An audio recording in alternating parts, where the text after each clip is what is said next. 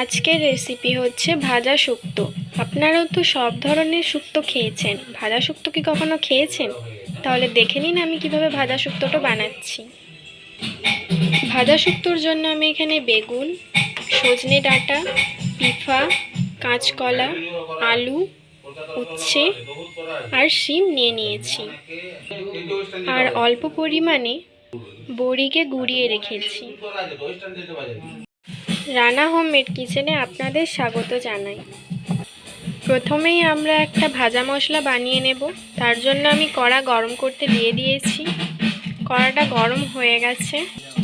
Half চামচ পাঁচফোড়ন, half চামচ গোটা জিরে, হাফ চামচ রাঁধুনি আর 2 চামচ কালো সরষা এবার ভালো করে ভেজে নেব।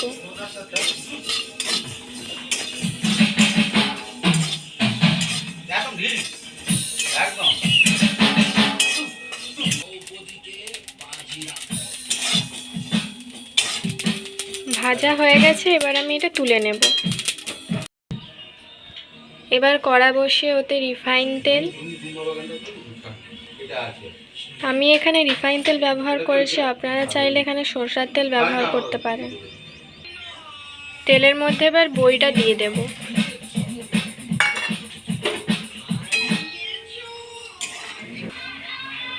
বড়িটা ভাজা হয়ে গেছে, এবার আমি তুলে নেব।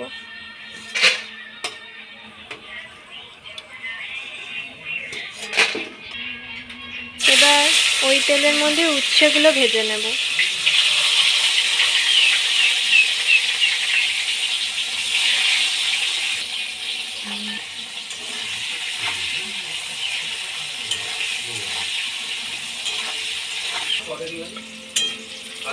ভাজা হয়ে গেছে, এবার আমি তুলে নেব।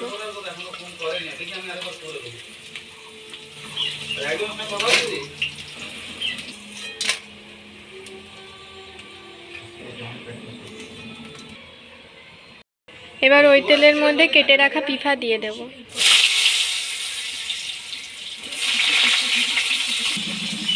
স্বাদ মতো নুন। এবার পিফাটাকে ভেজে নেব।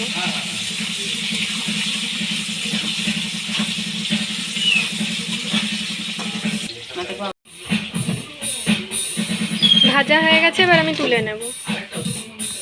এবার ওই তেলের মধ্যে কেটে রাখা আলু আর কাঁচকলা ভেজে নেব।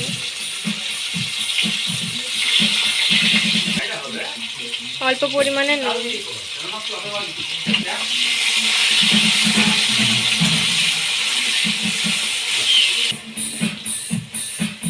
ভাজা হয়ে গেছে, এবার আমি তুলে নেব। এবার ওই তেলের মধ্যে কেটে রাখা সজনে ডাঁটা আর শিম দিয়ে দেব।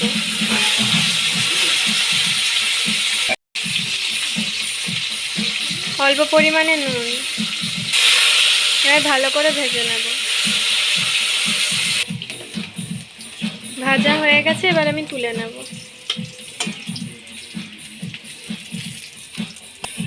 এবার ওই তেলের মধ্যে কেটে রাখা বেগুনগুলো দিয়ে দেব।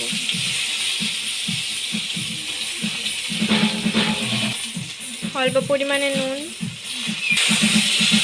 এবার ভেজে নেব। বেগুনগুলো ঢাকা দিয়ে ভাজবো, না হলে ভালো করে ভাজা হবে না।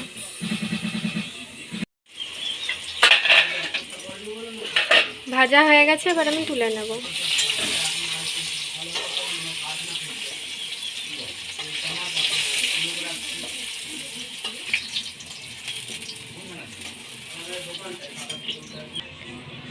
এবার ওই তেলের মধ্যে একটি শুকনো লঙ্কা, তেজপাতা,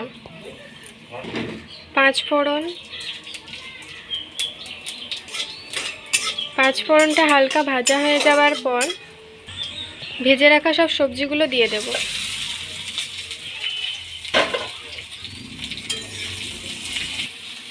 এক চামচ হলুদ গুঁড়ো, অল্প পরিমাণে লঙ্কার গুঁড়ো,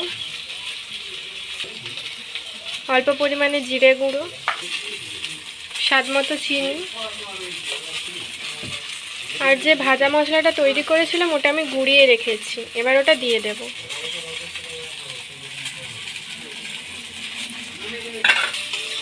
কিছুক্ষণ নেড়ে নামিয়ে দেব। আপনারা এই রান্নাটা বাড়িতে অবশ্যই ট্রাই করবেন, খেয়ে বলবেন কেমন হয়েছে কমেন্টে। আমার ভিডিও যদি আপনাদের ভালো লেগে থাকে তাহলে সাবস্ক্রাইব করুন আমাদের চ্যানেলটি, যাতে পরের ভিডিওর জন্য নোটিফিকেশান আপনারা পান। নামানো হয়ে গেছে। এটি গরম গরম ভাতের সাথে দারুণ লাগবে খেতে। তো ভালো থাকবেন, সুস্থ থাকবেন, টাটা।